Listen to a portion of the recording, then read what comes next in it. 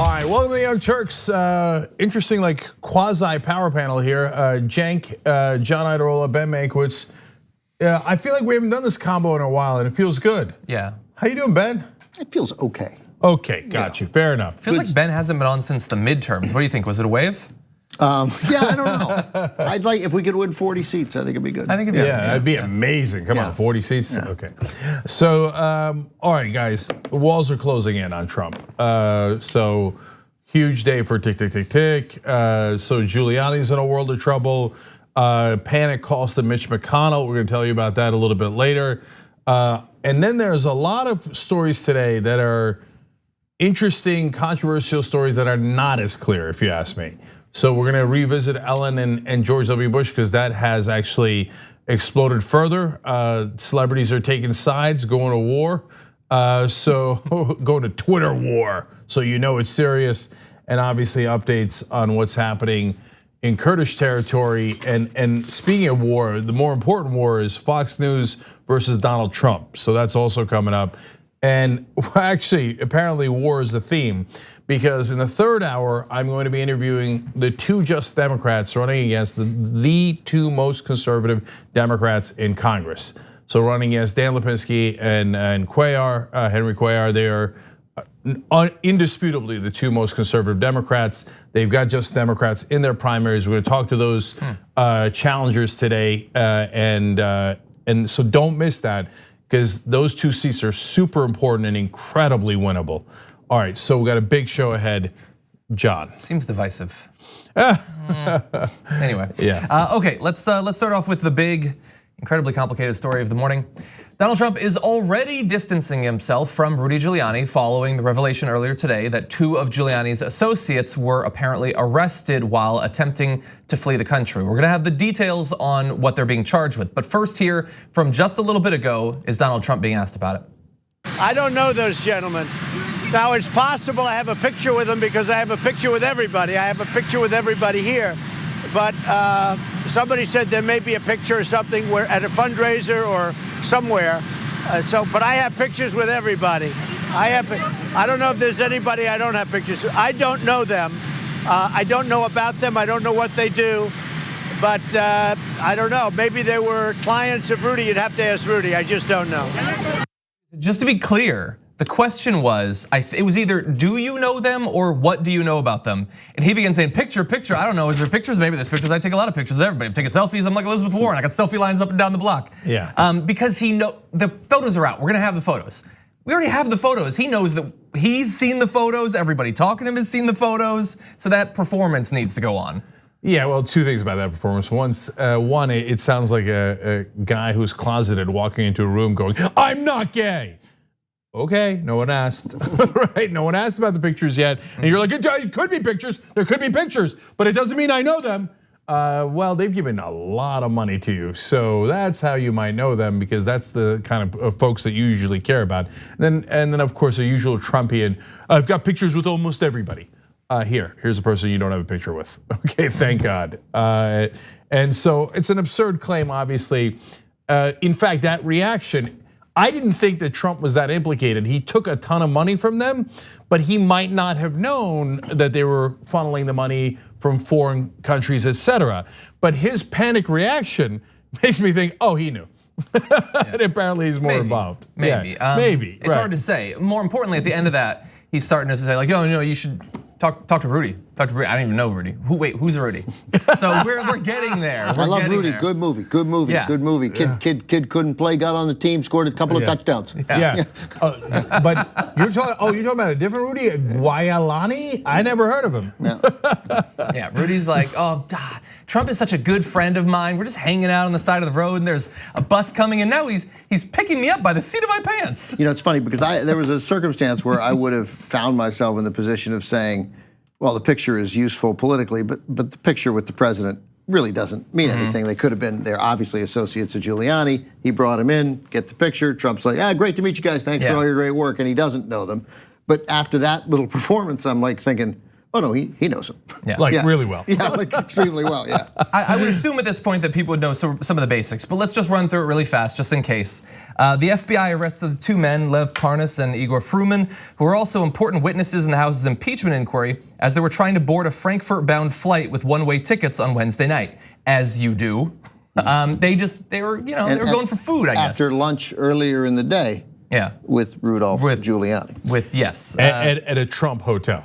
I mean, it's like out of a movie. It's pretty perfect. And as you tweeted earlier, Ben, their names sound like characters out of a film noir. Yeah, totally, yeah. Like, and take a look at how our Parnas justice. And Igor Fruman. Somebody responded to me on Twitter with that Igor Fruman must be the brother of the Sausage King of Chicago, which is a great Ferris Bueller's Day Off. Abe Froman, the Sausage King of Chicago. That's pretty good. Yeah. So at an initial court appearance earlier today, prosecutors said they were concerned that they were flight risks, but that they would negotiate with their lawyers about a possible bail package. Gee, do you think they were like getting on? They checked their bag already on a one-way flight. That's not actually what happened, but they had one-way tickets out of the country. Yeah, they might be a flight risk. Okay, two things. One, under no circumstance should they get bail. If they get bail, that's the last time we ever see them. Okay. Secondly, if you want to get away with something, do not buy a one-way ticket. That's the biggest telltale sign that you're leaving and not coming back and up to no good. Exactly. So like we all know now, like the 9/11 terrorists, they all bought one-way first-class tickets, and now every law enforcement authority knows. Look for the guys buying one-way tickets. I mean, maybe they were just going to Europe to find themselves. #live free. Just go. Don't book a return flight yet. You don't know where you might end up. So what did they actually do? Well, according to the indictment unsealed in New York, Parnas, Fruman, and other defendants, quote, conspired to circumvent the federal laws against foreign influence by engaging in a scheme to funnel foreign money to candidates for federal and state office so that the defendants could buy potential influence with the candidates, campaigns, and the candidates' governments. They previously drew the attention of the FEC for donating over $300,000 to a pro-Trump super PAC, America First PAC. He doesn't know them. I don't know them. There might be a picture, there might be $325,000, but I don't know them. It remains to be seen. What does not remain to be seen is that America First PAC is taking money from people who definitely are not putting America's interests first here. But anyway, we always knew that it was a sham. So last year, they donated money to and pledged to raise additional funds for a member of Congress who was not named in the indictment, but is identified in campaign finance filings as Representative Pete Sessions, Republican of Texas. So another name gets drawn into this story. Do you have any more from that article or anything? Or about Pete Sessions? No, just about what they did, because Cenk, you were asking beforehand, and like the New York Times makes it a little clear, Parnas and Fruman illegally funneled money through a company they set up to mask themselves as its sources, then gave the money to pro-Trump super PAC America First. According to the indictment, prosecutors said that Parnas and Fruman, along with the other two men indicted, Correa and Kukushkin, also funneled money with ties to Russia to state and federal candidates in exchange for potential influence, according to the indictment. So there's two potential crimes here, and obviously they've been arrested, so that now alleged crimes. But one is you can't have foreign countries, companies, or individuals donate to American political campaigns. Okay, so the second not potential, but alleged crime here is that you can't donate under somebody else's name, and so that's also an allegation. So Fruman was that person actually supplying the funding, but Parnas, I believe, is the one that said he was giving the money. So that's funneling money through someone else to avoid limits, and that is also illegal. So these two guys are in a lot of trouble. And I guess these two guys are the associates of Rudy. The two other guys indicted, one of whom is expected to turn himself in, Correa, and then Kukushkin was he appeared in federal court in San Francisco. Yeah. Now so those are the things we know, and those are the things that they're in big trouble over.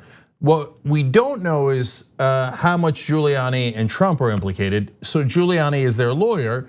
So if he didn't know any of this and he's their lawyer, then there's no trouble at all. Okay. On the other hand, if he did know it, and this is part of a scheme to get Ukraine to investigate the Bidens, and Giuliani is aiding and abetting that, then he's in a lot of trouble. It would be remarkable if Giuliani, who was aggressively, proudly visiting Ukraine and calling to attempt to get them to investigate Biden, was working with these two guys, Ukrainians with influence, and American citizens also. I mean, these guys are also American citizens, but that part didn't come up. I mean, like we're stretching the bounds of credulity. Right, what else was he working with them on? Like if he was their lawyer on a traffic ticket, right? Or they were brought up on armed robbery and something else, and he was their lawyer. And look at this coincidence. It turns out they're Ukrainian American and have been funneling money from outside the country into Trump's campaign. And so what were they asking for? Among the different things they were asking for was to get the US ambassador to Ukraine fired. Why? Which worked. Yeah, and of course Trump did fire her, but they didn't have to ask very hard. She was not in favor of continuing the bogus requests for the corruption of the Bidens in Ukraine. So she was not in favor of that. She's like, look, I hear you, but Ukrainian government already investigated that, and it turns out there's nothing to it. So I don't know what you want me to do. And so these guys connected to Giuliani, come in and go fire her. And Trump goes, oh, okay, and he fires her. And so they got what they wanted. And look, there's another angle to this because you see all the Ukrainian figures, but you also hear about potentially money coming in from Russia. This is really important and not mentioned in almost any of the news items, okay? So why do the Russians care about any of this? Well, obviously they've got the situation where they annexed Crimea, which used to be part of Ukraine, etc. But there's an even more important reason. The Russians' #1 goal is to get our sanctions lifted off their oligarchs. So we put sanctions on them and it has affected their money. Some of their money is frozen and they can't get it. So Putin, deeply tied to the oligarchs, himself an oligarch, you think that he might care about that a little bit more than he cares about foreign policy? Yeah, it's the money, Lebowski. That's what they care the most about. So one of the things that they were pushing Trump to do is, hey, get some sort of deal between the Ukrainian government and the Russian government so we could then say, hey, everything's solved. So you can lift the sanctions and we can get our money back. So that's also playing behind the scenes here. And so I hope the prosecutors keep digging. I hope they find out who was on the Russian side and what their motives were. And are they connected to, I mean, they are connected to Giuliani, but are they connected to him in a way that is illegal? And did Trump know who they are? Does he know where that 325,000 came from? Then we're gonna get to the problems in this story that are legal. So real quick, so they face 5 years for 3 of the counts. They're each facing 4 counts. These 2 guys are, I don't know about the other 2, but these 2 Giuliani associates, 3 counts, maximum 5 years for the first 3 counts, 20 years for the second count, for the 4th count. So that's 35 years potentially. I doubt they'd get that, but the hope is then, and I'm not a conspiracy theorist as you know, but in general, that they would be held without bail because, as you point out, they're obviously flight risks, and that then they would start talking because they don't want to go to prison for any amount of time. But there is, in these situations, with talking, the real possibility that they or their family would be killed by yeah, you know what? I hadn't considered that. Putin and his, and I mean, I say that like it's almost, it sounds funny, but he's done it, right? Yeah, look, if they are in fact, is that crazy to say, John? No, I don't think that's. I mean, no. Look, turn up dead. I hadn't thought of that at all, Ben. But now that you put that together, I mean, yes, there's the Russian angle here. Putin has killed people in Western countries before, notably in the UK several times. So whatever you do, do not put them in the same facility with the same guards that Jeffrey Epstein was in. And I'm not joking. Like, I mean, they better have double and triple guards on these guys, because I don't want to hear another story like, oh, golly gee, you'll never believe this. I mean, look, and the guards happen to be off duty. They were on a 15-hour shift. They're overworked, right? Yeah. And they happen to put sheets in there, and they happen to take their roommates away. The thing is, I mean, we said that after Epstein got into the brawl a couple of weeks before the death, so we can say it now. It's not necessarily going to change anything, unfortunately.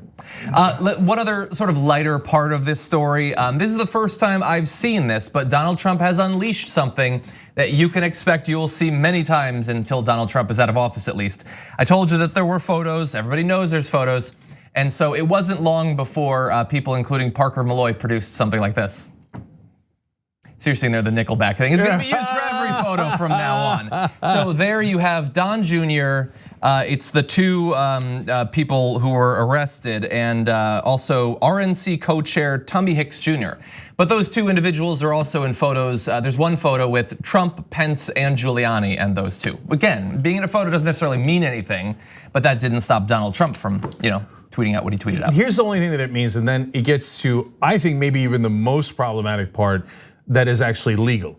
So the reason that they're in all these pictures is because they're giving hundreds of thousands of dollars to Trump's campaign, Trump's super PACs, to Republican congressmen, not just Pete Sessions, but also to the Republican leader in the House, Kevin McCarthy. So the problem is that if they weren't connected to foreign governments and they weren't using fake names, it's actually perfectly legal to give $325,000 to Trump's super PAC. Now, do you think that might influence a politician? All of Washington says no. Supreme Court says no, of course that wouldn't influence a politician. $325,000, no, they were gonna vote the way that they were going to, and that doesn't matter. By the way, it could be $3.25 million. It could be $30 million, and it has been $30 million. NRA gave $30 million to Trump's super PACs. Sheldon Adelson has given $30 million to individual politicians. So does anyone in the country, conservative or progressive or anywhere in the middle, think that somebody giving $300,000 is not going to affect a politician, let alone $30 million? That the intent is not to obviously bribe the politician. Right, I mean, there are probably examples where they gave $300,000 and didn't get what they wanted, right? Or the politician said, no, I'm not gonna do it. But you're right, the intent is obvious, and I would say that most times probably works pretty effectively. Yeah. Well, we have overwhelming majority of the time it works excellently. We have a version in this story. So Pete Sessions, the congressman that was mentioned, he's a former congressman. Former congressman, that's what I mean. 2018, but he's running again now in a different district. Yeah, maybe this will help him. So Pete Sessions was approached by these individuals, and they wanted him to put pressure to get that the diplomat taken out, Yanovovich, and they raised $20,000 for him, and he wrote a letter to Pompeo complaining about her and saying she was biased against Trump. So they hand over $20,000 and he does what they want. I mean, there's no more direct, it's just a bribe. By the way, again, if they hadn't used fake names and it wasn't foreign money, that would be legal. You can give him $2,700 for his election, and then you can give the rest to a super PAC that's helping him win the election. And in our insane, incredibly corrupt system in America, they say, no, that doesn't influence the politician at all. Even though he did it. Even though he wrote the letter after he got the $20,000, they're like, no, don't believe your lying eyes. That is not a bribe. Let me read a story here from the Texas Tribune from a week ago, 6 days ago, from October 3rd, when Pete Sessions announced his campaign to replace Bill Flores, who's retiring. So he's not running in his old district. As I said, he's running in a different district, and that's causing some, it says here, some unease among local Republicans. Sessions, quote, "My goal is to work together to restore the Republican majority in the House and maintain our control of the Senate and White House," Sessions said in a news relief Thursday afternoon. "My support for President Trump is unwavering, and I will dedicate my time in office to help enact his conservative." Yeah, that's because you were both legally bribed by the same guys. It's okay, I pieced that one together. Yeah. Okay, guys. Yeah, we're co-conspirators, so I'm with him. Yeah.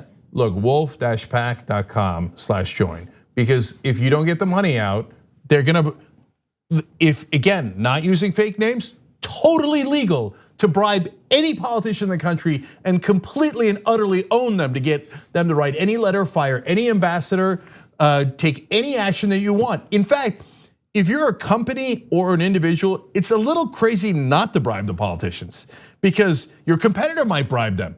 And it gives you an unbelievable advantage to bribe these politicians. Our best case scenario is that, especially as you say, companies that make hundreds of millions of dollars, like, it's not worth $500,000 for you to try this.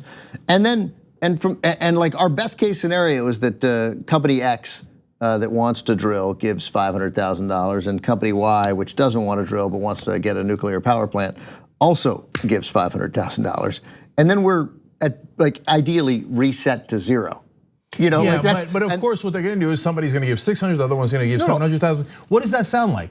It sounds like an auction. Right. Because that's what it is. No, it's not a democracy. And I don't think even that way, that's not, because yours was not involved in any of that, people. Yeah. That's right, that's right. That's why you gotta get the money out. Wolfpack's trying to get the money out, and there's some progressive candidates running for president who are trying to get the money out. Until you get the money out, this corruption is going to continue unabated forever. ever. And reporters that don't concentrate on that don't understand politics at all. Politicians who don't understand that that's the cancer in the system don't understand politics at all and will get nothing accomplished. You know, I just don't understand why in my scenario that sort of grassroots activists concerned about global warming, they need to give $500,000 to even the playing field. And if they just do that, then we're fine.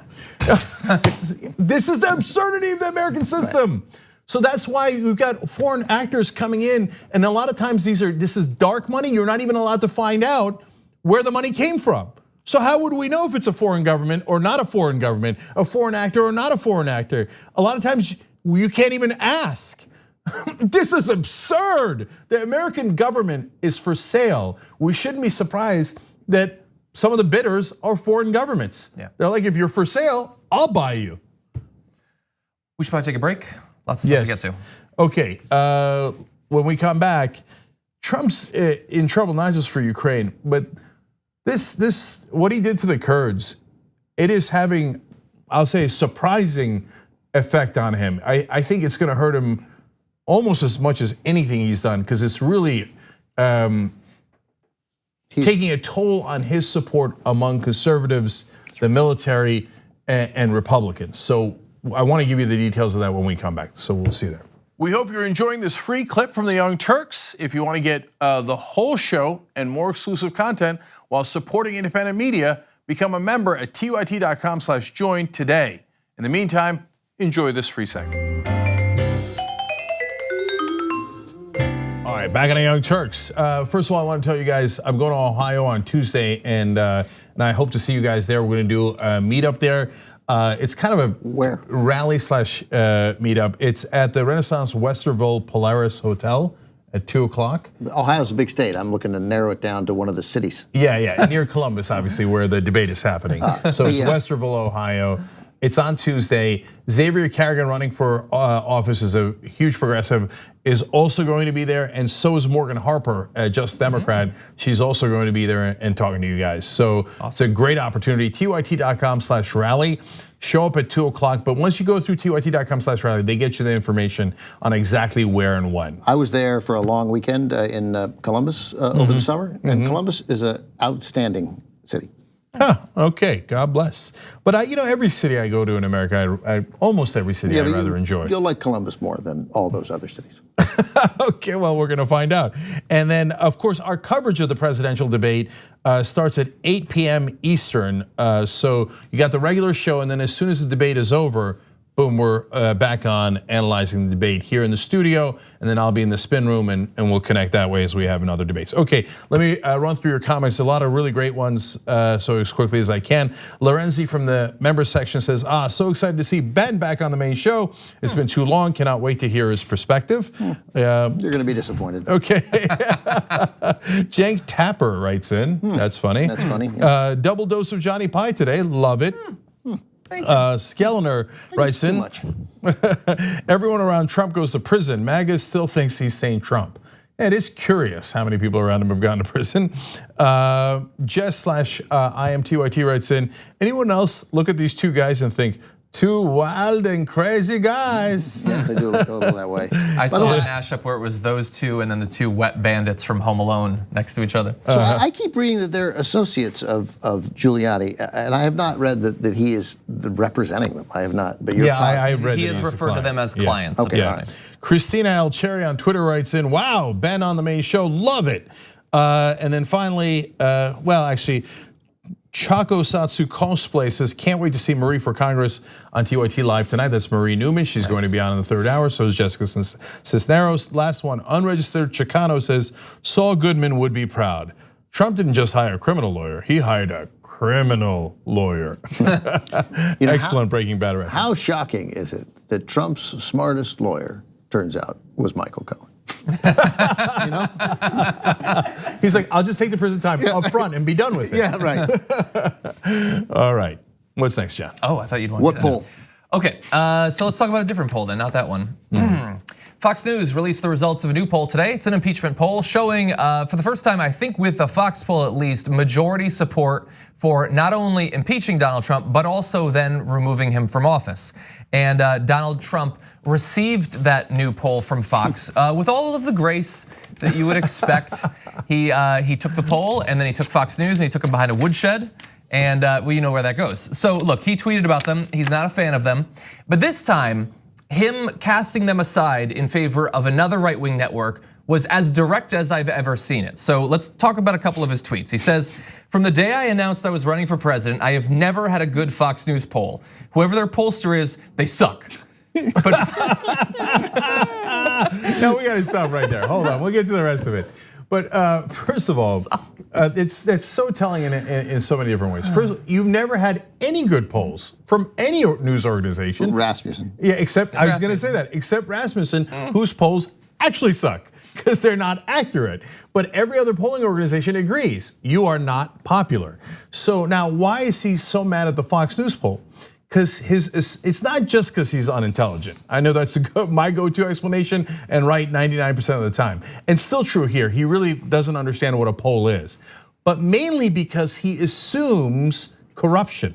He does projections, so he thinks, why aren't they rigging the poll? Why is Fox News being so mean to me?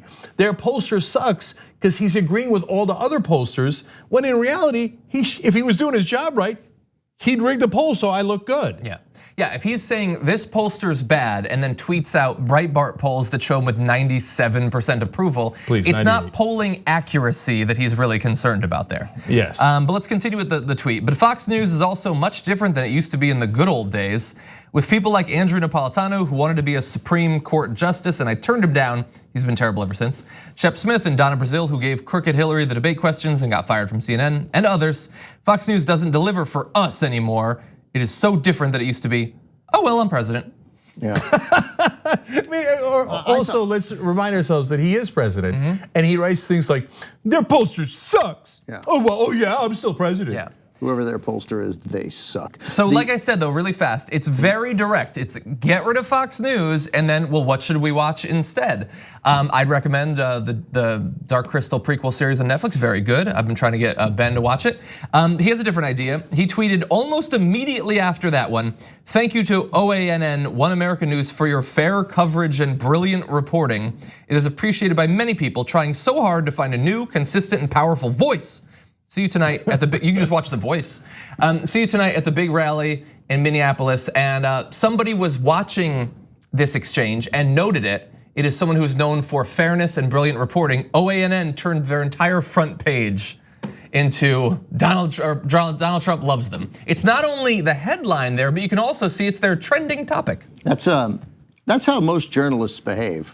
Sort of, yeah. When people say that they're when a politician, when the powerful thank them for their coverage, they're always like, "Oh, sure, that's great. Let's brag about that. Let's put that and speak us.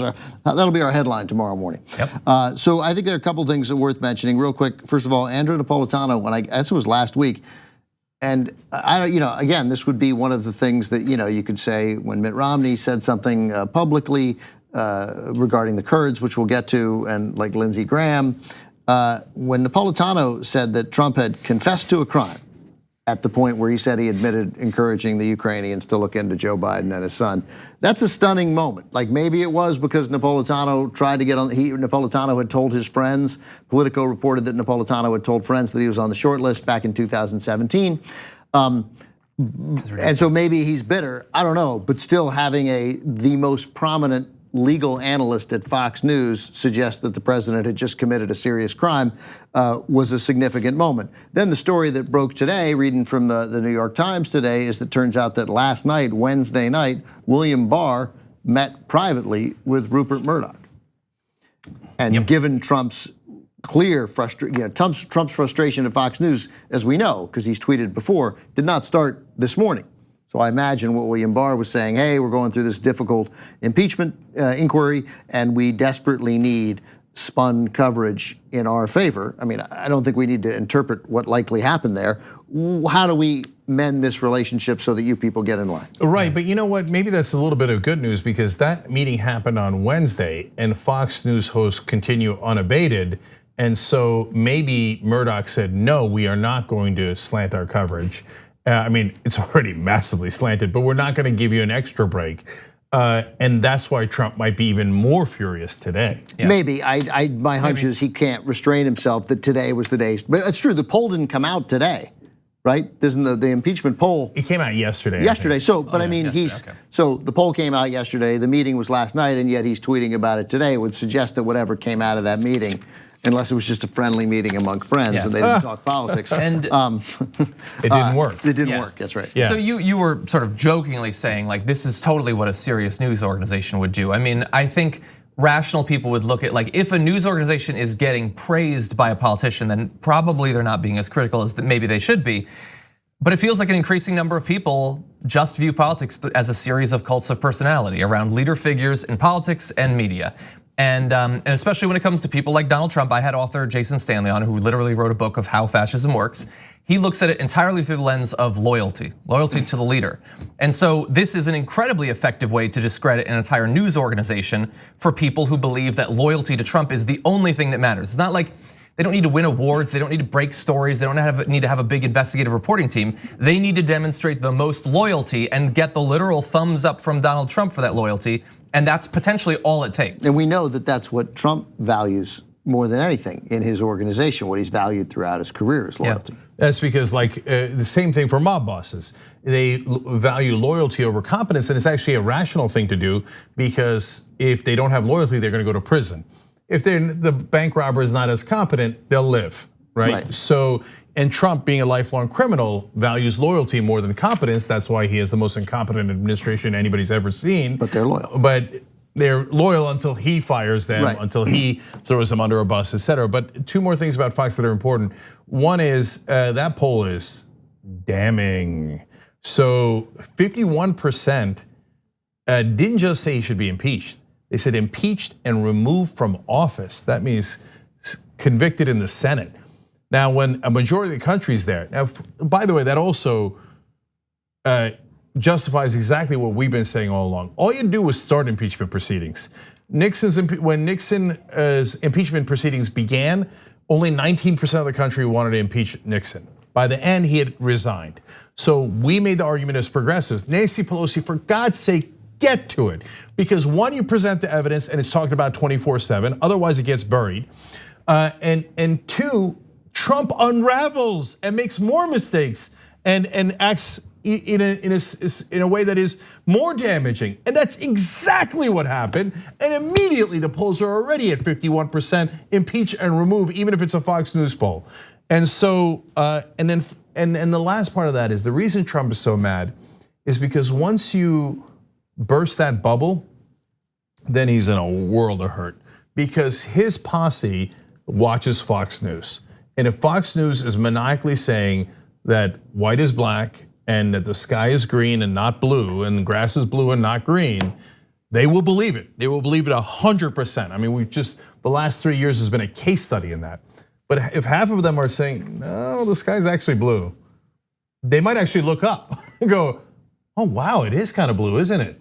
And so if Trump's gonna go down, that bubble bursting is going to be an enormous part of it. The only logical reason for no Republicans taking a genuine, Justin Amash, taking a genuine stand against him, and that doesn't just mean criticizing him publicly or tweeting publicly and critical of him. That means stopping him politically. That means someone who would actually say, I'm gonna be voting against my interests because I can't have him have any more political power. And I hope you people understand that. I want to restore conservatism to the Republican Party. And as soon as he's gone, I'm back. But right?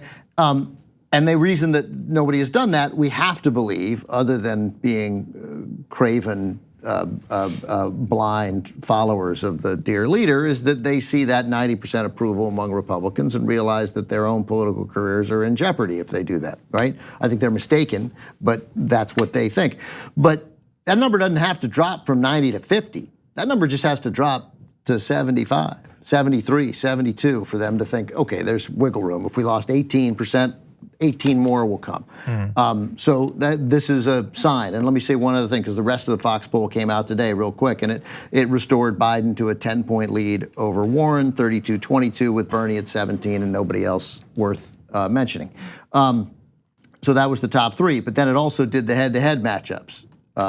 And now what has to concern Joe Biden, Biden 50, Trump 40, Warren 50, Trump 40, and Bernie 49, Trump 40. So all three of them winning by 9 or 10 points, which massively, again, if that trend shows, then Joe Biden's biggest argument, which is I'm the guy who beats him, starts to be undercut. It's just one poll, but I thought it was worth mentioning. Yeah, okay, real quick, I'm gonna do one more story related to Fox, so come to me.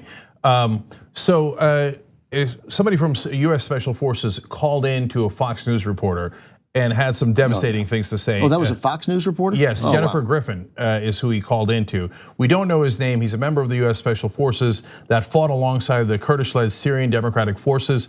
He said, quote, "I am ashamed for the first time in my career." He said, "Turkey is not doing what it agreed to. It is horrible. We met every single security agreement. The Kurds met every single agreement with the Turks. There was no threat to the Turks, none from this side of the border." Look, I'll give my opinion. I don't think that's completely accurate. I think there is Kurdish terrorism inside of Turkey, and some of it does come from the Syrian side. I don't think that it merits Turkey going into northern Syria. And it certainly does not merit, from America's perspective, America betraying the Kurds who fought with them. And this is a guy who did fight with them. I'm gonna tell you about another guy who was in the military who fought with them, who says something interesting too. But this is Fox News reporting it, so it's even more damaging. He went on to say, this is insanity. I don't know what they call atrocities, but they are happening. And today, reports out 7 civilians have already been killed in the Turkish incursion into Kurdish territory in Syria. So civilians being killed, obviously, not only bombing from the planes, obviously, but also the ground invasion has begun. And so look, this is more damaging to Trump, I think, than a lot of people understand. He's losing Republican senators on this. That doesn't mean they're totally gone, but they're super mad. And they're mad for a number of reasons. The military-industrial complex doesn't like this. Our other allies, Saudi Arabia, Israel, et cetera, don't like this. And now you've got guys in the military going around saying, I'm ashamed for what we have done because of Trump. That's gonna hurt the big guy. It's gonna hurt him, I think, really, really bad. So another member of the military, not to Fox News, but to another outlet, explained, you guys keep saying we fought alongside one another. That's actually not true. We would tell them the coordinates and we would tell them where ISIS is coming, and then we'd go behind a hill. They would do the fighting. They fought in front of us, not side by side. And I saw them lose 11,000 soldiers and 24,000 more wounded. And we're just sitting here watching them get killed. So all the military on the ground are disgusted by what happened. That thread from, what's her name, Jennifer Griffin? Yes. Is really worth reading. It's really powerful, that guy's sort of emotional reaction to what he was seeing. You mentioned that why Trump is in trouble on this. I mean, Lindsey Graham, we mentioned before, it's crazy, but I mean, this is a guy, Turkey's invasion of northern Syria, attacking one of America's most reliable allies, the Kurds, is a nightmare for the US and Israel, he says. Mr. President, your decision regarding Syria is having grave consequences to our national security and that of our allies and partners. Very sad to see a great ally, the Kurds, being assaulted by Turkish Erdogan military using American-designed equipment. Expect Congress to act soon against Turkey and aggressively push back. Hope the Trump administration will join this effort. That's not what we usually hear from Lindsey Graham about the president. Yeah, so now another bubble has burst. Not only is this going on Fox News, and Jennifer Griffin, you're right, she said, I was shaken. I've never gotten a call like that in my life. But it's also pierced his bubble in the military. So not everybody in the military was pro-Trump, obviously, but he did have a very solid contingent there. Now they're all going, the guy looks like he doesn't know what the hell he's doing, and we just betrayed the guys who are our best allies. I'm anxious for that moment that where Jim Mattis feels that it's his time to speak out. I mean, I know he's although HR McMaster today is foreign national security chief, said when asked, is it wrong to work with a foreign government in our political campaigns, basically answered absolutely. Like, didn't hesitate and was like, it is definitely wrong. To add on to what you said, there was an announcement today. I think you originally spoke with a radio station yesterday, but John Shimkus, a Republican of, I believe it's Illinois, said that after he learned about the withdrawal order, he told his chief of staff to, quote, pull my name off the I support Donald Trump list. He says he'll still support for his domestic agenda, but because of this terrible foreign policy decision, I ask that my name be removed from his campaign's official list of supporters. It would be a stunning irony that if the Kurds, who unfortunately have no power in the world and are constantly lied to and have never gotten a state of their own, wound up being one of the major causes that took Trump down and wound up affecting the biggest government, most powerful government in the world. And if the Kurds did that, at least Trump's betrayal of the Kurds led to that. That would be an ironic show of force. So I would say that if he does not reverse himself on this, and it would be super awkward to reverse yourself on it now and have, how do you run the risk if you reverse yourself of having an armed confrontation with Turkey. But if he doesn't reverse himself with all this happening, it suggests that there are unbelievably nefarious reasons for doing it. Yeah, and I'll tell you this, you throw Erdogan under a bus and he will throw you under a bus. Yeah. No question about that. So Trump has to be incredibly careful. Whatever information Erdogan has about Trump, he will definitely release it if Trump reverses this decision. And a super fast version of this, there might be that stuff. I don't know anything about that, but absent that stuff, I think it's relatively easy to reverse himself because the argument for why this is now happening is not really accurate. They're not invading this area and trying to massacre the Kurds because we pulled 4 soldiers out of the area. We still have like 1,000 soldiers in Syria. It's not like this represents an actual withdrawal from Syria. It's a token movement of soldiers. The reason they're coming in is because Trump gave them the okay. He just made it clear, probably before, but definitely after, that if they go in, if they invade, if they bomb, it's going to be fine. No, Ben's right. Yes, you're right, John, that accurately describes the events. But Ben is right that you can't reverse it now. You can't say, okay, Turkey, take your tanks, because now it's a ground invasion. Turn around. They're gonna say no. And when they say no, what are we gonna do about it? Right. They're a NATO ally. What are we gonna go to war with NATO? We're gonna go to war with ourselves? Are we gonna lend air support to the Kurds and bomb Turks? No, that's an unacceptable level of insanity. Because then everybody else in NATO would be like, what the hell are we doing here? Yeah. You just bombed a NATO ally. That's insanity. So he has gotten himself into a mess he cannot get out of. Classic Donald Trump. Maybe because he didn't fully understand the situation. Oh, just maybe. Yeah. No, he's thinking about Normandy, man. He's this 3-dimensional chess. All right, we got to take a break. When we come back, the biggest trouble for Donald Trump, McConnell. Okay, he keeps calling McConnell in a panic. And I don't see McConnell out there in front of the press. So let's talk about that when we return.